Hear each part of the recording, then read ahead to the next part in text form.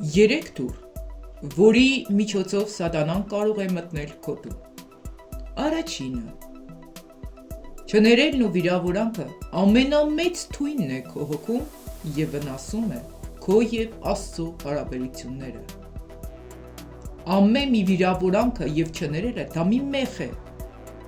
որը սատանան ամրացնում է մեր անցյալին։ Դրանք տպվում են մեր մտքում, թունավորելով մեր սիրտը ատելությամբ ու չարությամբ։ Սատանան անչափ ուրախանում է, երբ մարդիկ վիճում են իրար հետ և ատում են միմյանց։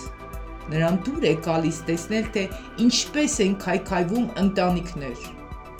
ինչպես են ընկերները դառնում թշնամիներ։ Քանի որ որքան շատ վիրավորանքներ կան քո սրտում, դու ավելի ես թուլանում և քեզ կոտրելն ավելի հեշտ է դառնում։ Հիսուսը ասաց. ներեցեք և կներվեք։ Ներելը դա պարզապես բարության փաստ չէ, դա ուժեղ զենք է սատանայի դեմ։ Երբ որ դու ներում ես, դու բաց ես թողնում ոչ միայն քեզ նեղացնողին, այնպես էլ ազատում ես ինքդ քեզ։ Դու ազատվում ես անցյալից քեզ կապող մեխից կամ բանտից և բացում քո առաջ նոր կյանք սկսելու հնարավորություն լիարժեք սիրելու և ուրախանալու համար։